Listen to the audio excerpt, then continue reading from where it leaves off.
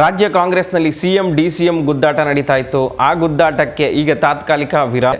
ಸಿದ್ದರಾಮಯ್ಯ ಮತ್ತು D K Shivakumar ದೆಹಲಿಗೆ ಹೋಗಿ ಹೈಕಮಾಂಡ್ ಭೇಟಿ ಮಾಡಿಕೊಂಡು ರಾಜ್ಯಕ್ಕೆ ವಾಪಸ್ ಆಗ್ತಾರೆ. ಅಲ್ಲಿಂದ ಪರಿಸ್ಥಿತಿನೇ ಬದಲಾಗ್ಬಿಟ್ಟಿದೆ. ಇಷ್ಟು ದಿನ ಜಾತಿಗೊಬ್ಬರು ಡಿ ಸಿ ಎಂ ಬೇಕು ಅಂತ ಯಾರ್ಯಾರು ಹೇಳಿಕೆಗಳನ್ನು ಕೊಡ್ತಿದ್ರೋ ಅವರೆಲ್ಲರೂ ಕೂಡ ಫುಲ್ ಸೈಲೆಂಟ್ ಆಗಿಬಿಟ್ಟಿದ್ದಾರೆ. ಹೈಕಮಾಂಡ್ ಖಡಕ್ ಸೂಚನೆ ಕೊಟ್ಟಿರೋದ್ರಿಂದ ಎಲ್ಲರೂ ತೆಪ್ಪಗಾಗ್ಬಿಟ್ಟಿದ್ದಾರೆ. ಅದರಲ್ಲಿ ಬಹುಮುಖ್ಯವಾಗಿ ಕೆ ಎನ್ ರಾಜಣ್ಣ ಮೊನ್ನೆ ಅಷ್ಟೇ ಮಾಧ್ಯಮದವರಿಗೆ ಪ್ರಶ್ನೆಯನ್ನು ಕೇಳ್ತಾರೆ. ಸರ್ 5 ಜನ ಡಿ ಸಿ ಎಂ ಏನಾಯಿತು ಸರ್ ಅಂತ ಹೇಳ್ತಾರೆ. ಅದನ್ನೆಲ್ಲ ಹೈಕಮಾಂಡ್ ನೋಡ್ಕೊಳ್ಳುತ್ತೆ, ಈಗ ಸದ್ಯಕ್ಕೆ ಅದ್ರ ಬಗ್ಗೆ ಏನು ಮಾತನಾಡಲ್ಲ ಅಂತ ಹೇಳಿದ್ರು. ಅಲ್ಲೇ ಗೊತ್ತಾಯಿತು ಹೈಕಮಾಂಡ್ ಈ ಎಲ್ಲ ನಾಯಕರಿಗೆ ಬಿಸಿ ಮುಟ್ಟಿಸಿದೆ ಅಂತ. ಆದರೆ ಸಿದ್ದರಾಮಯ್ಯನವರ ಸಂಪುಟ ವಿಸ್ತರಣೆ ಆಗೋದು ಬಹುತೇಕ ಕನ್ಫರ್ಮ್ ಆಗಿದೆ. ಮುಂಗಾರು ಅಧಿವೇಶನ ಮುಗಿತಿದ್ದಾಗೇ ಸಿದ್ದು ಸಂಪುಟ ಪುನರಚನೆ ಆಗ್ತಾ ಇದೆ. ನಾವು ಕಳೆದ ವಾರವಷ್ಟೇ ಈ ಬಗ್ಗೆ ಸುಳಿವನ್ನು ಕೊಟ್ಟಿದ್ವಿ. ಸಿದ್ದರಾಮಯ್ಯನವರ ಸಂಪುಟ ಪುನರಚನೆ ಆಗುತ್ತೆ. 5 ಮಂದಿ ಸಚಿವರನ್ನು ಕೈಬಿಟ್ಟು ಹೊಸಬರನ್ನು ಸಿದ್ದರಾಮಯ್ಯನವರು ಸಂಪುಟಕ್ಕೆ ಕರ್ಕೋತಾ ಇದ್ದಾರೆ. ಅವರ ಆಪ್ತರನ್ನೇ ಕರ್ಕೋಬಹುದು ಅನ್ನೋ ಒಂದು ವಿಚಾರ ಕೇಳಿ ಬಂದಿತ್ತು. ಆದರೆ ಈಗ ಯಾವ್ಯಾವ ಸಚಿವರನ್ನ ಕೈ ಬಿಡ್ತಾರೆ ಅನ್ನೋದ್ರ ಬಗ್ಗೆನೂ ದೆಹಲಿಯಿಂದಲೇ ಮಾಹಿತಿ ಬಂದಿದೆಯಂತೆ.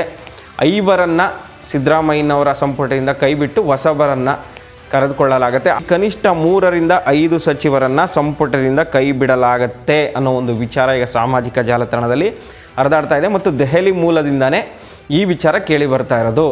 ಮುಂಗಾರು ಅಧಿವೇಶನ ಮುಗಿತಿದ್ದಾಗೇ ಸಿದ್ದು ಸಂಪುಟಕ್ಕೆ ಭರ್ಜರಿ ಸರ್ಜರಿ ಆಗುತ್ತೆ. ಹಾಲಿ ಇರುವ ಸಚಿವರ ಪೈಕಿ 4 ರಿಂದ 5 ಜನರನ್ನ ಕೈ ಬಿಡೋದು ಪಕ್ಕಾ ಆಗಿದೆ. ಆ ಜಾಗಕ್ಕೆ ಹೊಸಬರನ್ನು ಕರ್ಕೋಬೋದು. ಆ ಜಾಗಕ್ಕೆ ಸಿದ್ದರಾಮಯ್ಯನವರ ಪರಮಾಪ್ತರೇ ಬರ್ತಾರೆ ಅನ್ನೋ ಒಂದು ಮಾತುಗಳು ಕೂಡ ಕೇಳಿ ಬರ್ತಾರೆ. ಇದ್ರ ಜೊತೆಗೆ ಲಕ್ಷ್ಮಣ್ ಸವದಿ ಮತ್ತು ಅಜಯ್ ಸಿಂಗ್ ಈ ಇಬ್ಬರ ಹೆಸರು ಕೂಡ ಸೇರ್ಪಡೆ ಆಗಿದೆ. ಈ ಇಬ್ಬರನ್ನು ಕೂಡ ಮಂತ್ರಿಯನ್ನಾಗಿ ಮಾಡಬಹುದು. ಯಾಕಂದರೆ ಕಲ್ಯಾಣ ಕರ್ನಾಟಕ ಭಾಗದಲ್ಲಿ ಕಾಂಗ್ರೆಸ್ ಪಕ್ಷ ಎಲ್ಲ ಕ್ಷೇತ್ರಗಳನ್ನು ಕ್ಲೀನ್ ಸ್ವೀಪ್ ಮಾಡುತ್ತೆ. ಅಲ್ಲಿ ಲಕ್ಷ್ಮಣ್ ಸವದಿ ಅವರ ತಂತ್ರಗಾರಿಕೆ ವರ್ಕೌಟ್ ಆಗಿದೆ ಅನ್ನೋದು ಹೈಕಮಾಂಡ್ ಲೆಕ್ಕಾಚಾರ. ಹೀಗಾಗಿ ಲಕ್ಷ್ಮಣ್ ಸವದಿ ಅವರನ್ನು ಸಿದ್ದರಾಮಯ್ಯನವರ ಸಂಪುಟಕ್ಕೆ ಸೇರಿಸಿಕೊಳ್ಳಲಾಗತ್ತೆ. ಅದೇ ರೀತಿ ಅಜಯ್ ಸಿಂಗ್ ಅವರು ಕೂಡ ಹಿಂದುಳಿದ ವರ್ಗದವರು, ಸಿದ್ದರಾಮಯ್ಯನವರ ಪರಮಾಪ್ತ, ಸಿದ್ದರಾಮಯ್ಯನವರ ಶಿಷ್ಯ ಅಂತಲೇ ಗುರುತಿಸ್ಕೊಂಡಿರುವಂಥವರು. ಅವರನ್ನು ಕೂಡ ಸಂಪುಟಕ್ಕೆ ಸೇರಿಸ್ಕೋಬೋದು ಅನ್ನೋ ಮಾತುಗಳು ಕೇಳಿ ಬರ್ತಾ ಇದೆ. ಆದರೆ ಈ 5 ಮಂದಿ ಏನು ದೆಹಲಿ ಮಟ್ಟದಲ್ಲಿ ಕೇಳಿ ಬರ್ತಾ ಇದೆಯೋ 5 ರಿಂದ 6 ಸಚಿವರು ಆ ಕ್ಷೇತ್ರದಲ್ಲಿ ಕಾಂಗ್ರೆಸ್ಗೆ ಲೋಕಸಭಾ ಚುನಾವಣೆಯಲ್ಲಿ ಲೀಡ್ ಸಿಕ್ಕಿಲ್ಲ ಅನ್ನೋದು ಹೈಕಮಾಂಡ್ ಅಸಮಾಧಾನಕ್ಕೆ ಕಾರಣವಾಗಿರೋದು. ಅವರನ್ನು ಕೈಬಿಟ್ಟು ಹೊಸಬರನ್ನು ಸಚಿವರನ್ನಾಗಿ ಮಾಡೋದಕ್ಕೆ ಕಾಂಗ್ರೆಸ್ ಪಾಳ್ಯದಲ್ಲಿ ಲೆಕ್ಕಾಚಾರಗಳು ಶುರುವಾಗಿದೆ. ಸಿದ್ದರಾಮಯ್ಯನವರು ಮುಂಗಾರು ಅಧಿವೇಶನ ಆಗ್ತಿದ್ದಾಗೇ ಸಚಿವ ಸಂಪುಟ ವಿಸ್ತರಣೆಗೆ ಮುಂದಾಗ್ತಾರೆ. ಸಚಿವ ಸಂಪುಟ ವಿಸ್ತರಣೆ ಆದ ಬಳಿಕ ಕಾಂಗ್ರೆಸ್ ಪಕ್ಷದಲ್ಲಿ ಏನಾಗಬಹುದು? ಯಾಕಂದರೆ ಸಚಿವ ಸಂಪುಟ ವಿಸ್ತರಣೆ ಅಂದರೆ ಅದೊಂದು ರೀತಿ ಜೇನುಗೂಡಿಗೆ ಕಲ್ಲೊಡೆದಂಗೆ. ಜೇನುಗೂಡಿಗೆ ಕಲ್ಲೊಡೆದ ಮೇಲೆ ಆ ಜೇನುಗಳಿಂದ ತಪ್ಪಿಸ್ಕೋಬೇಕು.